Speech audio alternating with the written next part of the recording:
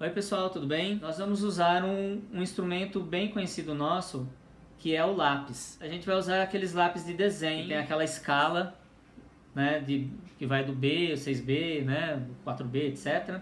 E eu já falo sobre eles. O exercício que nós vamos fazer hoje é um exercício de tonalidades, né? Nós vamos fazer uma escala tonal usando o lápis de grafite. Mas antes da gente começar o nosso exercício de escala tonal, vamos conhecer um pouco sobre o nosso material, que é o lápis. Ele é um sanduíche, né, de madeira com uma barra de grafite no meio, né, uma mina de grafite. O grafite vem do grego graphem, né, que significa escrita, né, a origem do nome. Mas o lápis ele não nasceu da maneira como nós conhecemos hoje. Nós temos alguns precursores, alguns instrumentos que antecederam a invenção do lápis. Desde os gravetos que sobravam das queimas, das fogueiras, né, dos nossos antepassados na pré-história, as varas que os egípcios usavam apenas com a ponta queimada. E na Grécia teve um outro instrumento, que eles usavam umas barrinhas de chumbo, né, uns estiletes de chumbo, que eles usavam para escrever. Aí em Roma teve vamos dizer, um aprimoramento desse instrumento, né, que foi chamado de estilos, que talvez seja o mais próximo, que o antepassado mais antigo que nós temos do lápis, assim, né, mais próximo do lápis que a gente conhece hoje. O estilos, ele era o quê? Era o mesmo estilete de chumbo que os gregos usavam, só que revestido com madeira, né, com esse sanduíche de madeira. No século XII ainda tivemos também o que foi conhecido como lápis de prata, muito utilizado por artistas, até no Renascimento mesmo. O Albrecht Dürer, o Jan van Eyck, o Leonardo da Vinci, que era conhecido como lápis de prata, que era uma barra de estanho com chumbo, também revestido por madeira. Ficou conhecido como lápis de prata. O grafite ele só foi descoberto no século XVI numa jazida na Inglaterra. A princípio eles não sabiam que se tratava de grafite, eles achavam que era chumbo mesmo, só que era um chumbo não metálico. Daí no século XVIII um químico alemão ele verificou e falou que aquilo se tratava de grafite, que era um derivado do carbono. No século XVII os carpinteiros começaram a fabricar esses lápis de forma artesanal, desse material que vinha dessa jazida na Inglaterra. E ainda no século XVII, né, em Nuremberg, na Alemanha, foram formadas as oficinas de famílias, entre elas a do Caspar Faber, cujo nome, né, a gente conhece hoje por causa dos lápis da Faber-Castell. No século XVIII, um químico francês, Nicolas Jacques Conté, através das pesquisas dele, ele transformou o grafite em pó e misturou com argila. Ele fez um composto e endureceu em alta temperatura. Isso possibilitou que os grafites tivessem várias durezas, mais moles e mais duros. Isso foi o Conté que fez, que também tem uma marca de lápis bem conhecida, que é a marca Conté. Ainda no século XVIII, Lothar Faber, da mesma família aqui do Caspar Faber, ele criou um padrão internacional, que é o padrão que a gente conhece hoje, que é o padrão HB. O Faber, ele criou essa escala internacional, que é seguida até hoje e que a gente usa até hoje nos nossos lápis. O chumbo, apesar da descoberta do grafite no século XVI, o chumbo foi usado até o século XIX. No século XX descobriram que o chumbo era tóxico, né? E aí ele parou de ser usado definitivamente para esse fim de produzir lápis. O Brasil hoje é o maior produtor de lápis do mundo e tem a maior fábrica de lápis do mundo, que é a Faber-Castell, que fica em São Carlos, São Paulo. Vamos falar então da escala criada pelo Lothar Faber, tá? Que é aquela escala que a gente conhece como escala HB. O que o Faber fazia? Ele dosava a quantidade, ele mensurou, né? Ele mediu a quantidade de grafite e de argila que ele usava no composto da barra, né, da mina de grafite. E com isso ele conseguiu várias durezas, ele conseguiu lápis mais macios e lápis mais duros. Conforme o lápis era duro, ele colocou numa escala H, e quando o lápis era mais macio, ele colocava na escala B.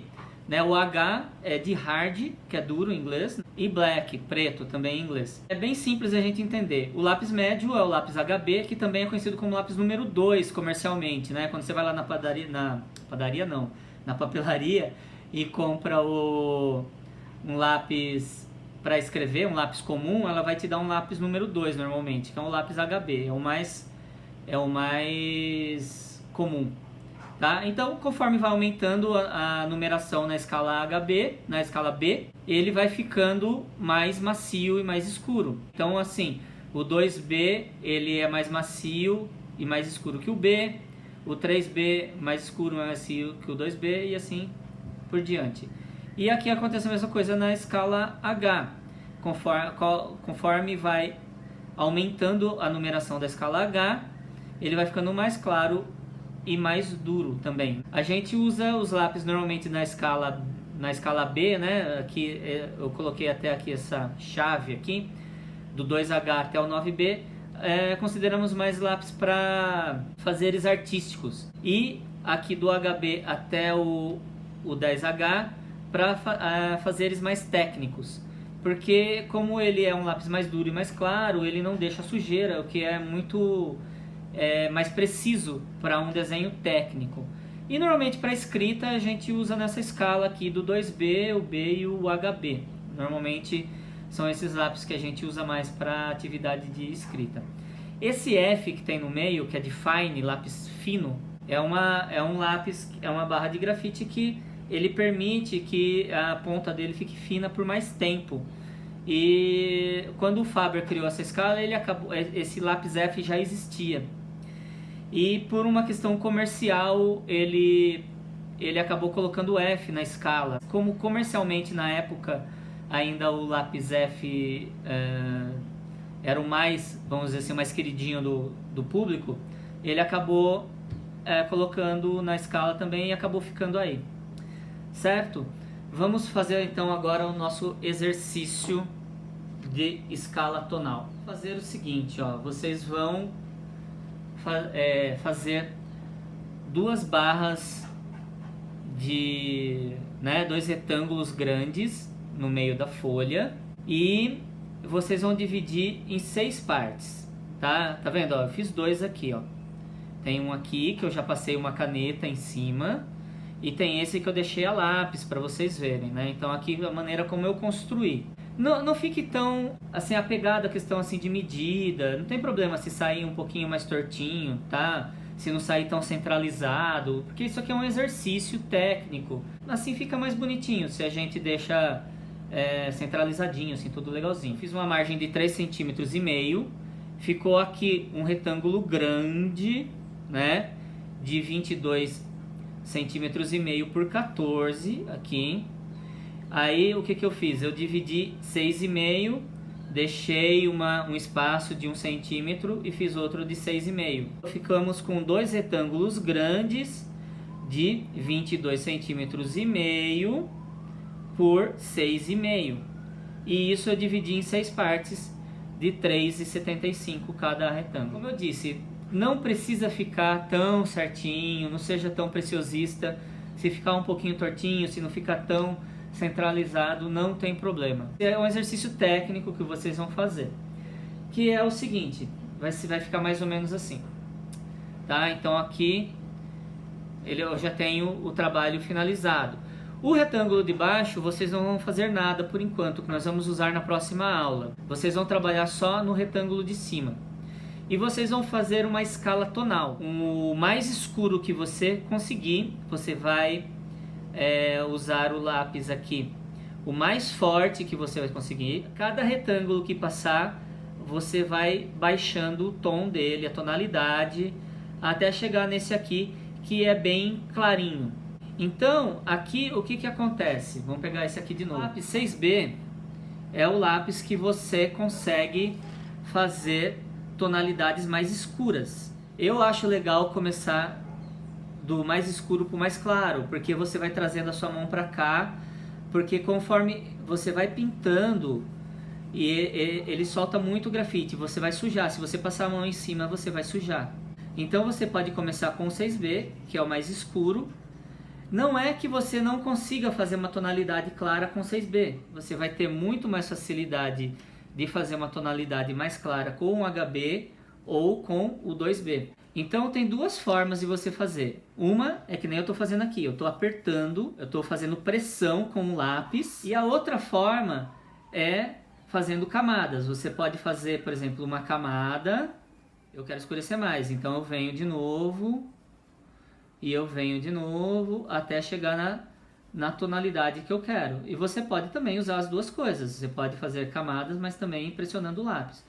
Então o exercício de tonalidade é o seguinte, vai muito também da gente aprender a colocar a pressão na mão e trabalhar com essa questão de camadas por cima, tá? Então, o exercício tem que ficar assim. Esse é o resultado final. E qualquer dúvida que vocês tiverem, postem aqui nos comentários. Mas é um exercício muito simples, não tem grandes dificuldades. Assim, a maior dificuldade realmente que vocês vão ter é essa calibragem, né, das tonalidades, que vai ser na hora que vocês estiverem fazendo que vocês vão sentir isso daí. Beleza? Espero que possamos nos ver em breve. Até mais, pessoal. Valeu. Tchau, tchau.